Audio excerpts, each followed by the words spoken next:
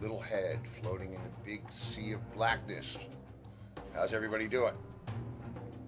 Nothing like a little head floating in a sea of blackness.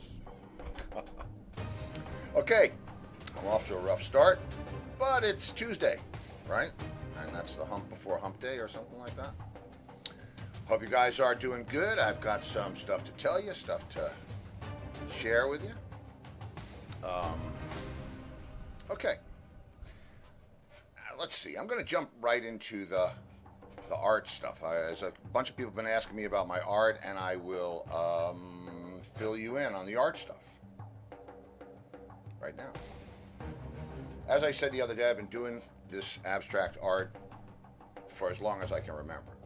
It hasn't always been ink and acrylic on canvas, but it's always been abstract art. Colored pencils, magic markers, or whatever else would write on a wall or anything else. And I guess I started out kind of as a felt tip graffiti artist in the clubs. I used to leave little messages on the dressing room walls, highlighting different nefarious activities, depicting characters along the way. Anyway, I stuck with it. Oh, I just saw a notice. Somebody just jumped in. Cool. Okay, Tommy. Very good. Anyway, I'm gonna switch over to the art gallery. So let us transpose to the art crowd. Right. This is an art exhibition that I did called The Color of Rhythm. And that's because I like to think that my stuff is like rhythmic and colorful. And this way, I thought I'd show you the scale of the pieces. That one in the back is 40 by 60, and that's about the size of a piece of fabric that it takes to make a shirt. So when somebody told me that my art would look good on shirts, I wasn't thinking about a t-shirt. I thought about taking that picture right there, which is Gypsy, and using the whole thing to cut a shirt out. And I did. And, TV, there's Black Ice. And there's the Torque album cover. Yes. Well, anyway, this is so this is my art and what it looks like. You know, they're gallery wrapped canvases, and where the image goes all the way around the side, and so on and so forth. Then again, it's ink and acrylic on canvas. And these are my originals, and so on and so forth. So now, segue to the next set of slides. And this has to do with what I was talking about yesterday about me sending you a signed limited edition metallic print. Because I'm not, the donation thing is a little weird for me, and I'd rather you get something. So you give me something, I'll give you something. So the slides that I'm going to show you next are the slides of the shirts, and I'll explain it to you. Okay, so what you're seeing now, that's the art made into a shirt, and the art is displayed in the background. That's Garden District, and you'll see they all have names, they're all numbered, and so on and so forth. That's Black Flower. And we had these cool COVID-19 masks made out of the matching material that we're donating to a charity, local charity here. That's Big Bang. So anyway, this is all the art used on shirts, right? That's Canal, as in Canal mate, and so on and so forth. So then you'll see that the shirts are wrapped around shirt cardboard that is actually a picture of the art that was used in the shirt. Okay, I'm not going to stay too long on this, so stick with me. So if you make the donation that's up on the screen, you will either get just the art, not the letters. This is actually the shirt cardboard that comes in your shirt, but you'll get a metallic print, which, here. This is a metallic print. It looks like it was printed on metal. I had these done for a store that sells my stuff. It is really, you feel like you could fall into it. So anyway, that's a metallic print. And by the way, if you made a donation in the past and received nothing, I will send you a makeup gift. Why am I orange now? Uh-oh. Don't say it. Too much what? What happened? Okay, so anyway, so that's it. You see the art. That's the art from Black Flower, blah, blah, blah, blah, blah. These are the 10 styles that I'm offering you. And if you make the $100 donation, then you get 13 by 19, which is like big. So, and when you see this metallic paper, it's awesome. It's cool. I don't think you've ever seen anything quite like it. So here we are. So I guess I've got a tan for this show, and there we go. Oh yeah. Well, my wife says that that's okay. I look healthy. I am healthy. I am healthy, guys. Let me tell you. And there I am, being healthy over here.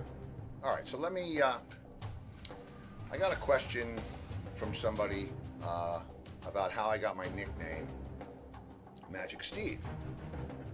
And that would be M-A-J-I-C. So I said I would tell the story, and I'm going to get all this, these, why are you there and who are you now out of the way. So anyway, Magic Steve came from early days as a musician, 11, 12. Dave and I would go downtown to Hunt's Music, which was on the corner of Mamaroneck and Main Street. And it was before there was any other music stores, any Sam Ash or Guitar Center or any of that stuff. And we'd go to Hunt's Music and we'd look through the records, and they had, I think it was, they had a green precision bass in the window, and Dave used to go in and ask the guy if he could play it. Once in a while he'd let him play it.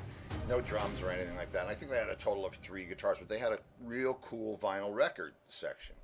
And so I'm looking through the records, and and I come upon this blues guy named Magic Sam. I thought, ooh, Magic Sam, that's pretty cool. Maybe I should be Magic Steve. So I started calling myself Magic Steve after Magic Sam, but I didn't want to rip him off directly, so I spelled it with a J instead of a G, M-A-J-I-C, Magic Steve. And it didn't catch on. It just didn't catch on. So then, Dave and I are looking for cigarette money or something like this, and I said, I'm flat broke, and I put my hand in my pocket, and there was change in there. 12, 13 years old. And he said, wow, it's like magic. And I went, Magic Steve. So now, there's a little legacy happening. All right. So we grow, we go on, and I can pull a little thing off here or there, but the Magic Steve thing hasn't quite cemented itself yet. So years go by, and we're on our way out to the Hamptons. It's our first trip out there. We've got a U-Haul truck, and we're just getting ready to turn onto the highway, and the thing dies. And Dave says, hey, Magic Steve, can you fix the truck? And, listen, I just said, yeah, I can. And I got in the truck. This is gospel. Got in the truck, got in the driver's side, pulled out a joint. It's my way. Lit it up, took a big, big toke, blew it in the heater vent, started the truck, and nursed it all the way to the Hamptons. And thus, the nickname stuck. And then it became, Steve can fix anything. If somebody else can't fix it, Steve can fix it. And that's how I became the Madge, and the Magical Madge, and Magic Steve, and this and that, and blah. So now, on to the glove story, because I want to get into the end whistle portion of the program quickly. I was asked why I wear a glove. Well, you can see from that picture and from that picture. But why? Why does that happen? Well, I play drums with a conventional grip, not a traditional conventional grip like jazz players. My left hand, I hold my stick like this, and so the stick passes right over this area, all right? And when you're playing as hard as you can with giant sticks, trying to keep up with high watts and acoustic bass amps, sometimes you're scared. There it is. Sometimes you get a little blister. And that's not bad, as long as you're not playing the next day, because if you're playing the next day, the blister turns into a little cut. And if you're playing the day after that, it turns into a little valley. And if you never get a day off, it starts to look like that. So, I've tried everything in the world, and everybody says, "Oh, you should try a baseball glove. You know, the not a mitt. You should try a golf glove. Or what about a driving glove? How about this? How about that?" And I tried everything, and there was nothing I could do. And let me tell you what, when I hit that thing for the first time in a night, and it splits open and starts getting ugly, it hurts. And I've had to do some really nasty things in the dressing room to make it stop hurting and repair it. But I'm not going to go into all that. That's how I got, that's how I got into the gloves. So a friend of mine back in the day was a doctor, 20 years older than me, but a doctor nonetheless, and a thoracic surgeon. And so he kept seeing my hand, and I said, what am I going to do about this? And he said, well, I don't know. And I said, well, can I try those gloves that you wear? And he brought me home a pair of surgical gloves. So I tried them. Now, the problem was that under there, when it's in the glove, it keeps the skin really soft, so it tends to split anyway. And if it's already split, there's nothing I can do about it. So I asked Alan for a set of sutures one day, a little stitching thing. And it was getting so bad in the dressing room that I used cocaine to numb the pain. I used the stitching thing to close it up. And then I borrowed some of Mark's crazy glue that he used to put his fingertips back on, sealed it up, put the glove on, and poof! I'm back and rocking. A little messy, but there you go. We do what we have to do on the road. Man, I just looking at that. It's one thing and the whole thing has almost completely gone away. When I was a kid, it was like, I don't know, it was like a big lump because it was a muscle, and then it would split, and winter was horrible because it would get chapped. Anyway, it was a whole nightmare, but that's why I wear the surgical gloves on my left hand. Okay, so enough of the gore. Now we're in Entwistle territory now. We've got, I got Entwistle for you. And actually I look good with a tan, huh? How'd that happen? Lighting, kids, lighting. I'm going to send this one out to the McCullen clan. Tim and a whole family, good friends for a long time, big Johnny supporters, big JEB supporters, good friends, the kind of people you want to have on your side when there's trouble going on. Talking about trouble, I also want to send this out to my my Instagram friend Whistle Rhymes, because he dedicates this to Doris. Listen up. This one's for Doris the Spider. It's called Boris the Spider. 1, 2, 1, 2, 3.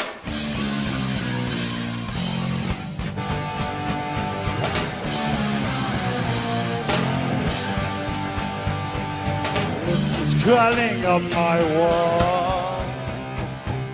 Black and hairy, very small. Now he's up under my head,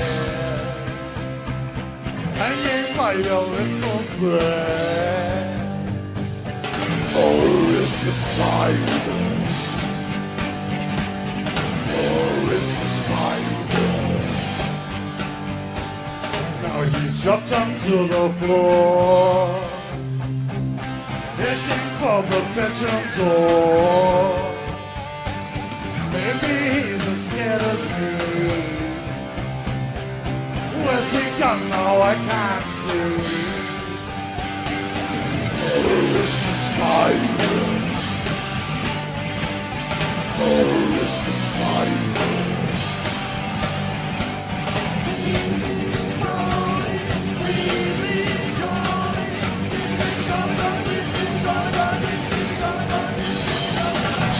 You're trapped in a bar, doesn't seem to move at all. Wrapped together, just be sure. It's just up off the floor. Boris the Spider. Boris the Spider.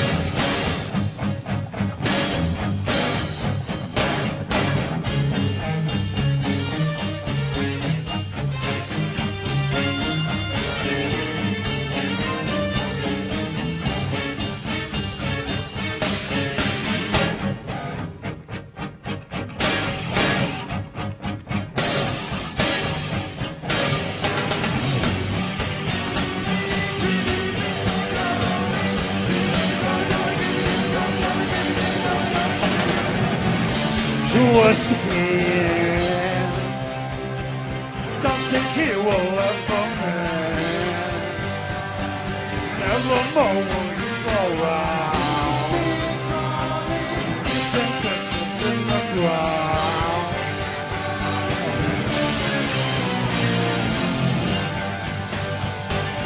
Oh, this is my world.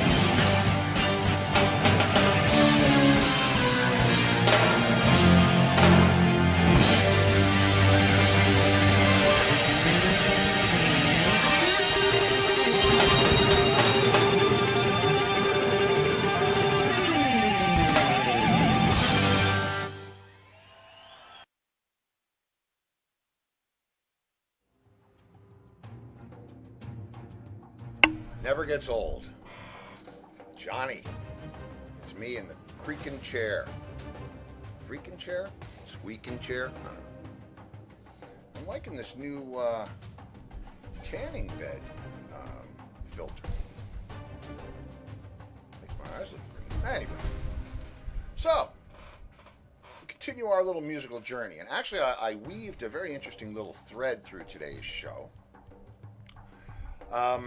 I told you, well, the last tour that John and I ever did together ended in Japan. It was a walk down Abbey Road. Godfrey was on that tour, Alan Parsons, Ann Wilson, Todd Rundgren, David Pack. And we did a set of our own material. You know, each artist did 3 songs, and then we did a set of Beatles material.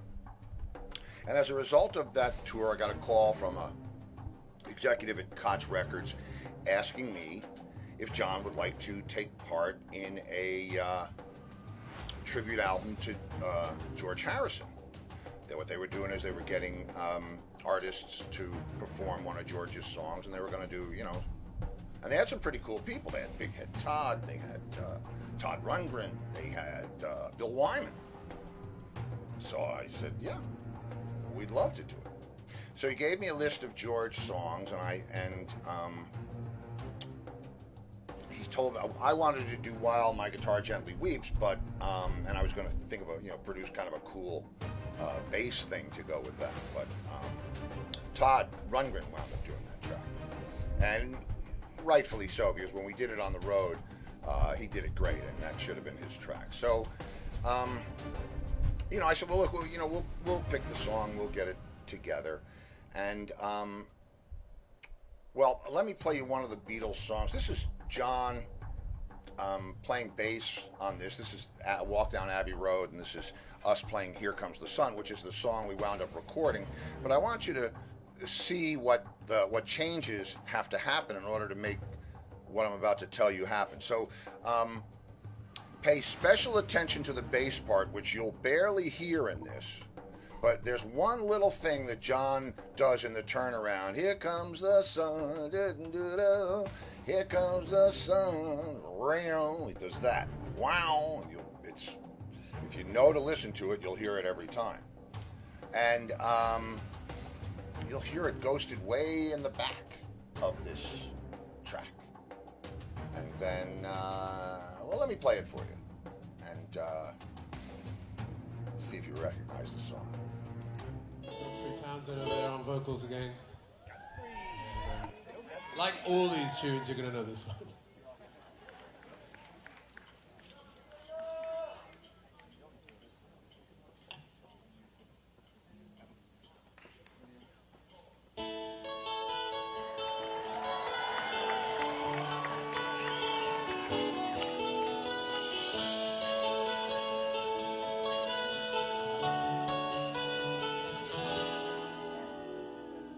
Here comes the sun, doo-doo-doo-doo. Here comes the sun, and I say it's alright. Little darling, the smile's returning to the faces. Little darling, it seems like it's been here. Here comes the sun. Here comes the sun, and I say it's alright.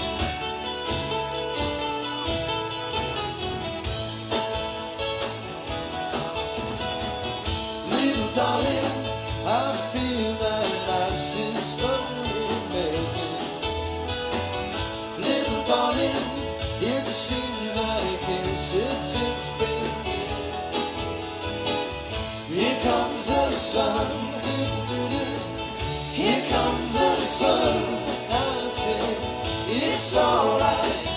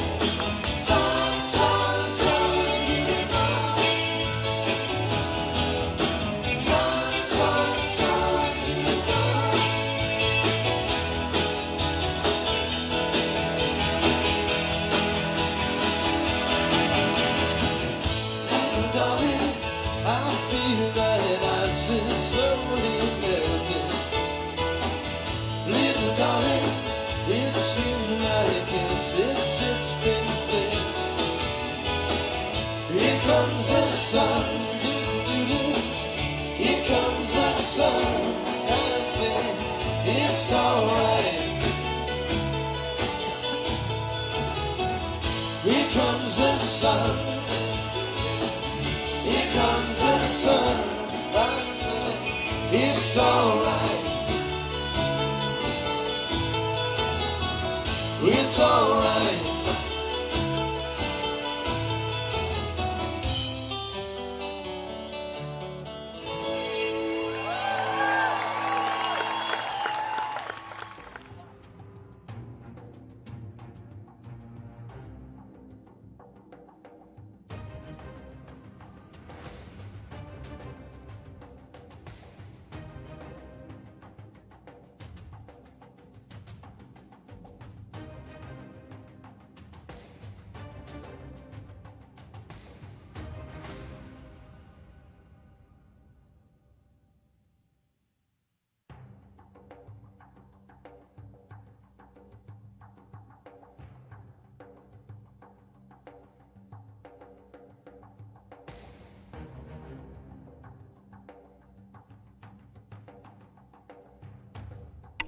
Oh, wow. My producer must have been out of the room.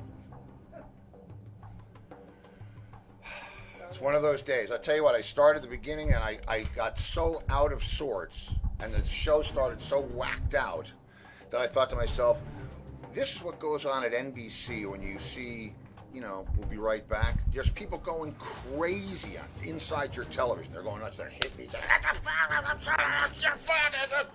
That's what goes on. That's not what was happening here, but it was close. Anyway, I don't know what you heard or what you didn't hear. But anyway, what I said, what? No, what? I mean, I don't know what I said. I have to go back and read my lips.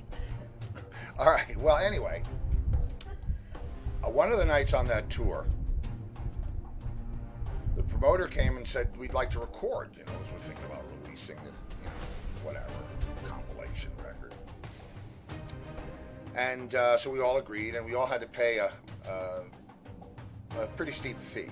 Me, John, Todd, Ann, Alan, and I guess David Pack too, because he's still asking me where it is.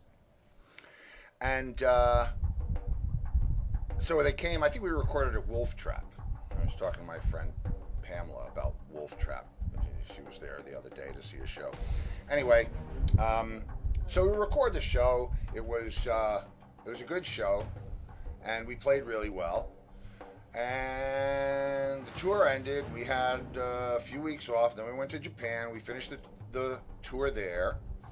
And in the off time, I was negotiating the deal for the Beatles record.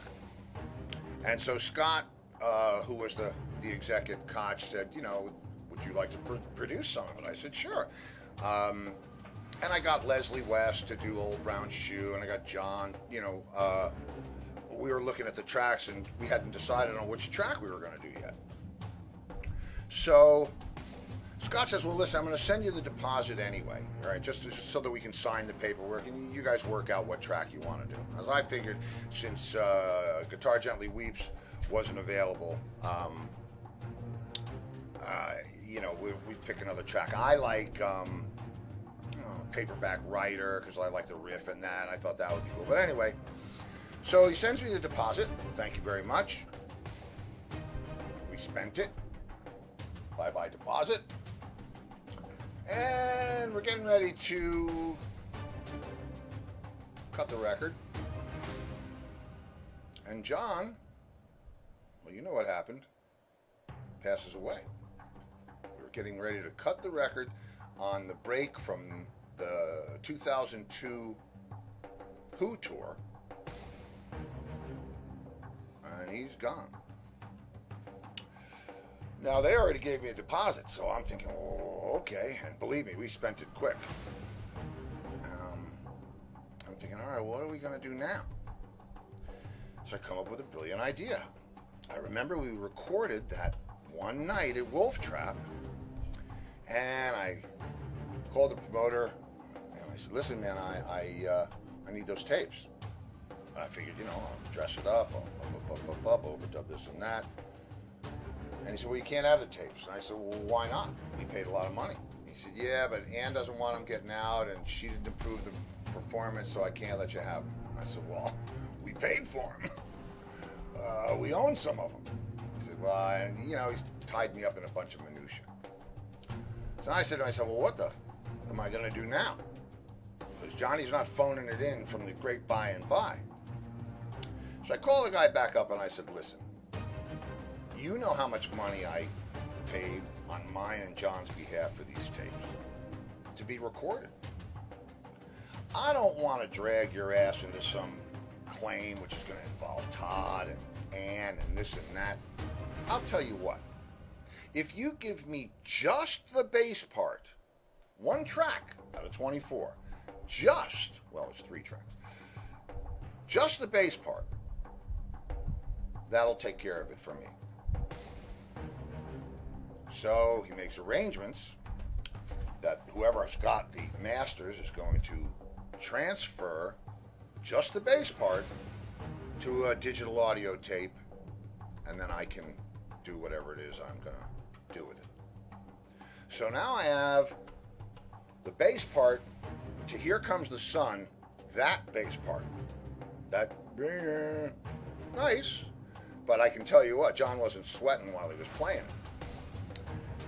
And so I went to my friend Jim, that's where I was planning on recording the record, and I said, what can we do about this sound? He said, well, why don't we, he asked me about how John set up, and I said John would take a direct out, and he would do this and that and the other thing, and he had what he called a direct inject, and then he had the highs and the lows. So he said, well, why don't we just turn it around, because as a matter of fact, I had his rig there, the ASS cabinets, the last one he used. I had it brought over to Jim's studio. We set it up and put some mics in front of it and played John's bass part back through the board into the rig and recorded what came back out. And I can assure you, children, it wasn't that piddly thing. And basically, they just wouldn't turn him up. I told you, Alan Parsons said, can you ask John to turn down? I said, yeah, I can ask him. So I had to go through a bunch of studio magic in order to make a track that the rest of us could play to, because I used Chris Clark, who was the last keyboard player in the Entwistle Band for Bass Odyssey 2001. I used Jeff Gantz, who was we didn't need Jeff Gantz because we already had a bass player. So forget Jeff Gantz. I had Mark on guitar, and I had Mark Clark from Coliseum, who was actually the original vocalist in Torque. He was singing the vocals. So anyway, remember, this is the same bass part to the track that you just heard. And let's see what you think. Here comes the sun, I say.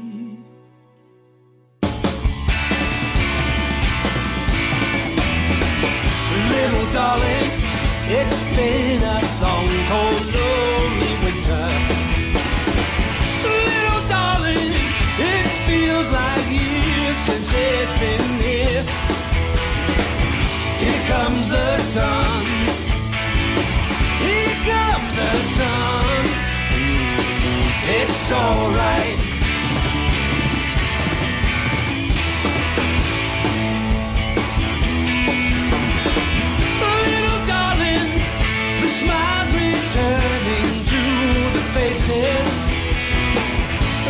Little darling, it seems like years since it's been here.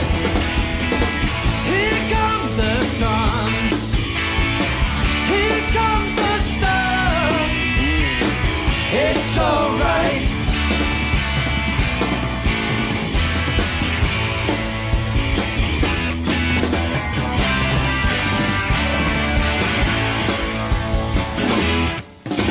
Sun, sun, sun, here it comes.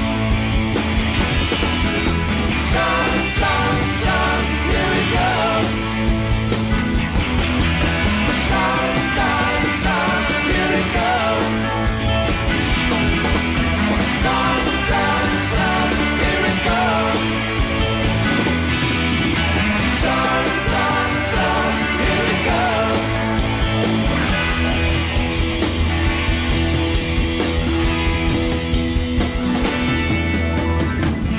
Little darling, I feel that ice is slowly melting.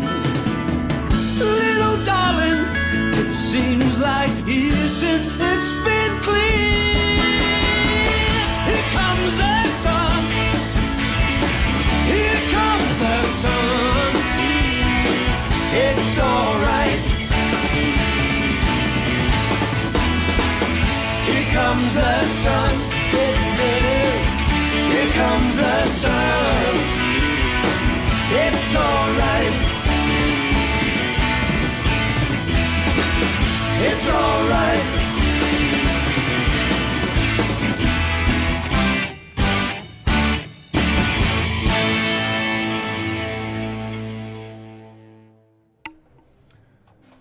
Yeah, that was a tough record to make.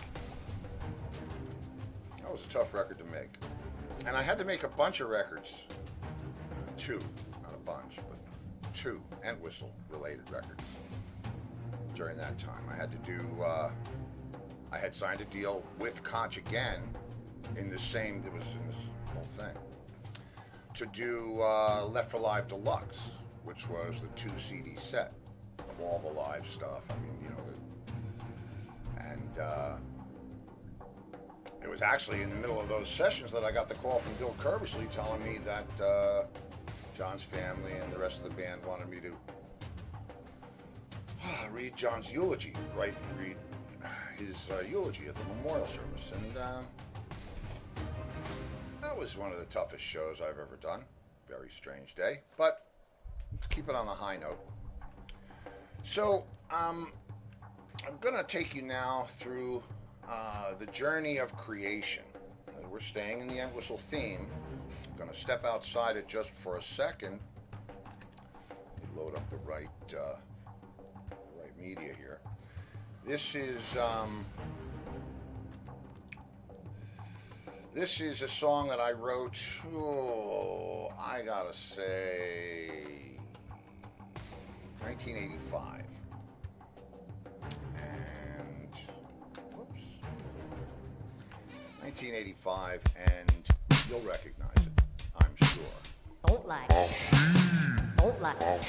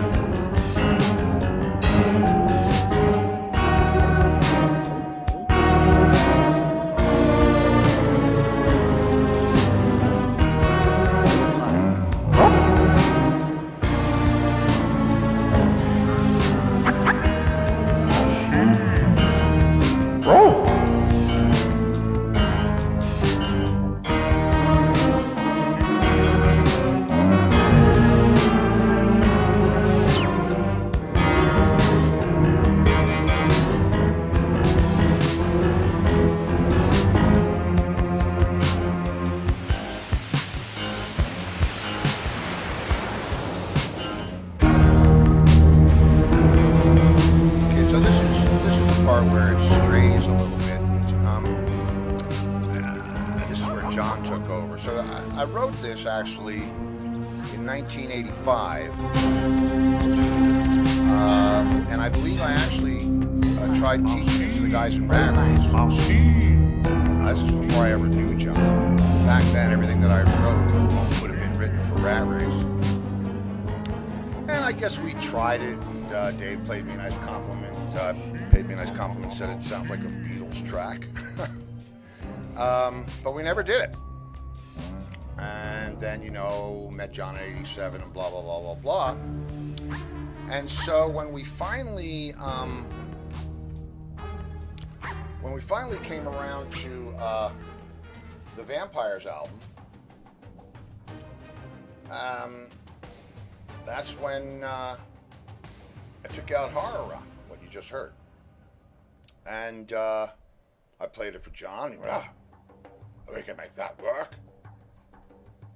And we started working it out, and he wrote the middle part of it, and that bit, or whatever.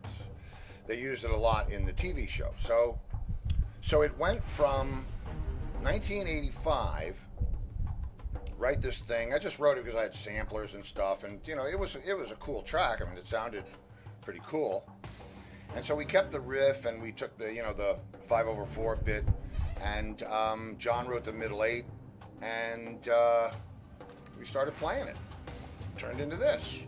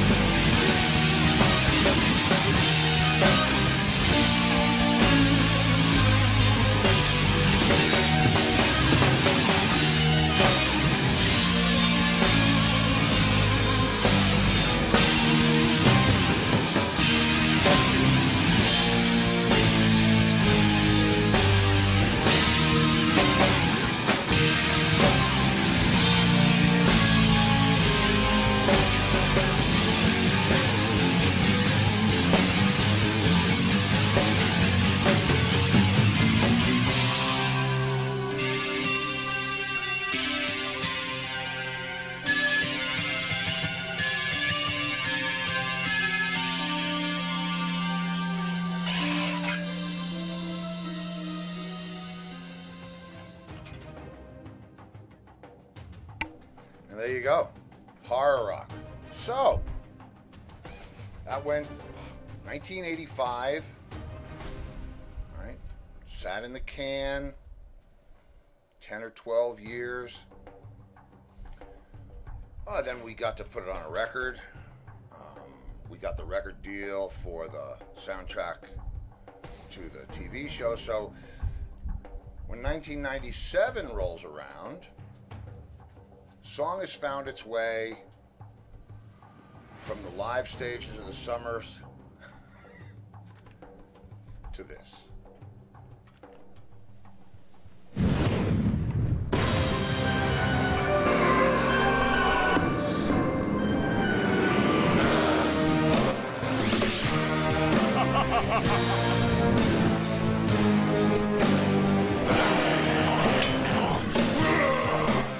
When a mysterious meteor crashes into a lonely junkyard, derelict vans and cars take on human-like life.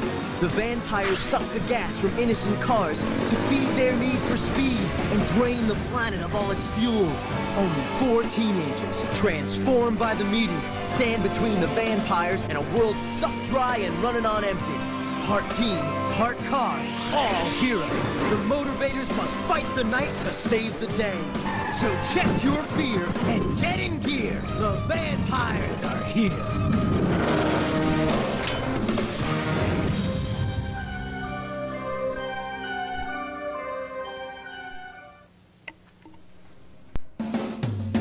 Up.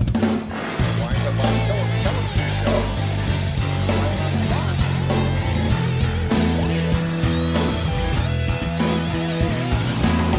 I saw you waving in a sea of faces. I recognize you on 100 pages.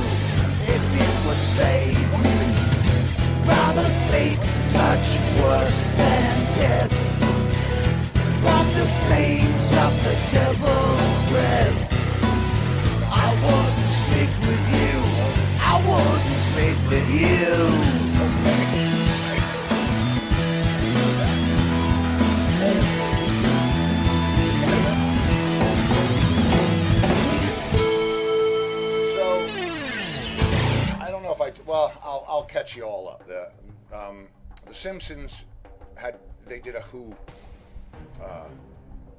episode, and you know, it was the three of them and Homer. I guess he was supposed to be Keith Moon. Anyway, to thank the guys. Oh yeah, why? Oh shit. Uh-oh. Turn down the music. I'm sorry. Okay, music down. Voices up. Do I have to start all the way from the beginning? Because that was like... Yeah, they can't hear you. That was almost an hour ago. All right. Can you hear me now?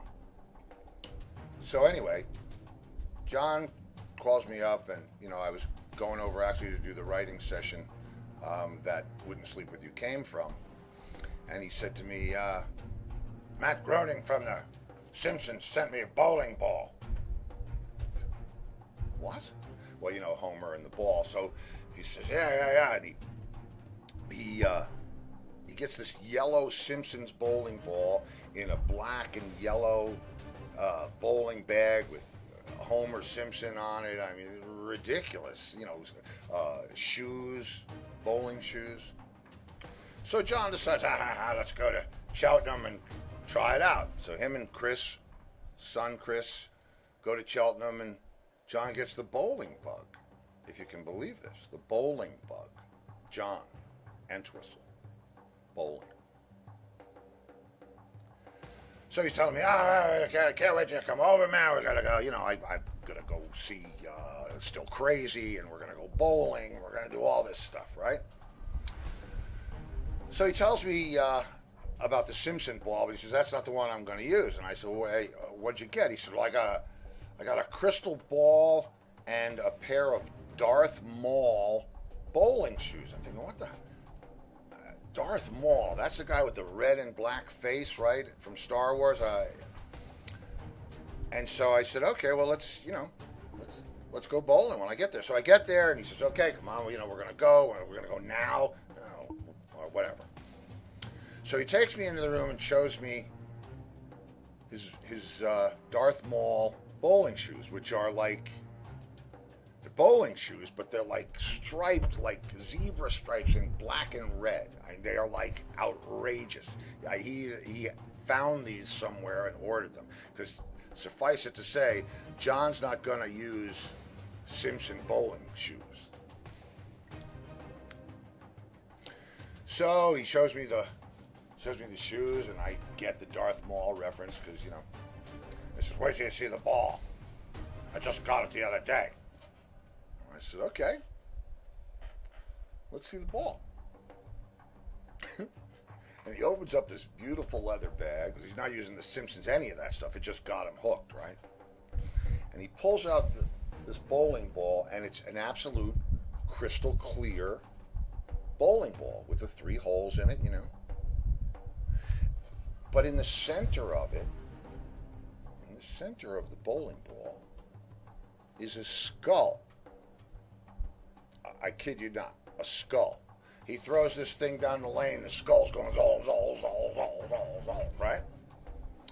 So we're laughing in the car, and we're doing that, and what did I say about not bowling in the Cuban Heels? He was bowling in the Spider. The rest of them looked right.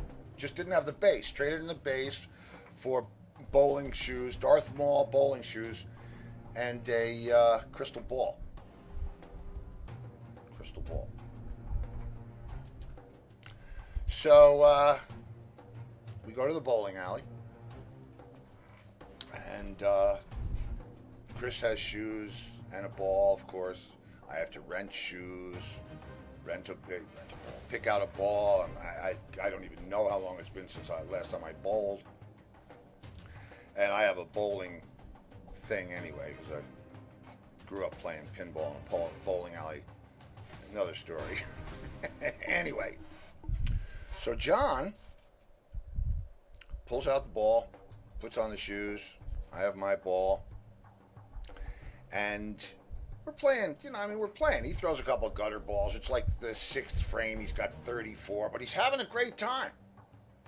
Having the time of his life. And I've seen him that happy. but never inside. No, never in a bowling alley. Let's put it that way. Okay, so the music's playing and the lights are flashing because it's one of those kind of bowling alleys, and it's in Cheltenham, which is just weird. I don't think of bowling as being anywhere else but here in the United States. So okay, no problem. So we're playing and we're wrapping up a third, maybe the fourth game, and this family comes next to us, right? And they don't pay John any mind, nice, very typical English family. A mother, actually, and the two kids. I don't guess the dad was there, but the two kids, a young boy and his little sister.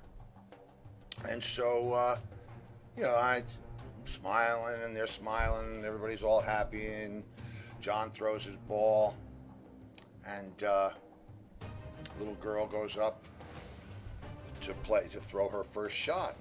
Brother's telling her, okay, you're going to do like this. And the mother said, it's okay, it's going to be fine. And she said, no, I'm a little nervous, I'm a little scared. I'm a little nervous, I'm a little scared. And they said, nothing to be scared of, nothing to be scared of. You'll be fine. And I looked at her because I was getting ready to throw mine, but you always wait, for the person in the lane next to you. And I said, it's nothing to be scared of. And just like it was planned in the movie, John's ball comes rolling out of the ball return, and the skull is looking right at the little girl. She drops her bowling ball, screams, and we never saw her again. And John says, what was that about? What was that all about? And I said, I think she got a little freaked out by your bowling ball, man. And he went, and that's bowling with Entwistle for me. So, God, man. Just thinking about it, and these are the times, and I record everything, but these are the times you just wish you had a frickin' camera or something. At least there was like surveillance or something. Now you can't get off a video camera. Everywhere you go, you're on tape, so be cool. But back then, that was what, 2000, maybe 01. I don't know. I could look up the Simpsons episode and I would know that it was after that. But anyway, I mean, that was life in England with Johnny, and this was my Johnny show today. So now let's talk about tomorrow. I'm going to do something, because if I put this up, and don't worry, it's not going to be crazy or anything. I'm putting this up, and I'm hoping that you will be able to see it if it works. Anybody there? There it is. Okay, sound. See now. Yes. Okay. So the last thing that I see is Gail saying yes. Do you guys see what I'm seeing? Do you see what I see? Because I can't hear you, but maybe I can see you. Anyway, this is your chance to let me know what you would like tomorrow to be. It's either going to be Robin Zander Band Day, or it's going to be Steve's Solo Project Day, or it's going to be... What? What is it? Art. Oh, right, the Art Day. Art Day, yeah, but that's not musically, Art Day. Creative Day. I don't know. Okay, good. Well, you're all there. So, well, what? Ooh, Soundtrack Day. How's everybody? You know what? Hey, Angus, thank you, man. Tommy, thank you. I don't know what tomorrow's going to be. I'll announce it when I figure it out. But it'll have a theme, just like a good party. It will, hang on, I need to see you guys. This is nuts. It'll have a theme, like a good party.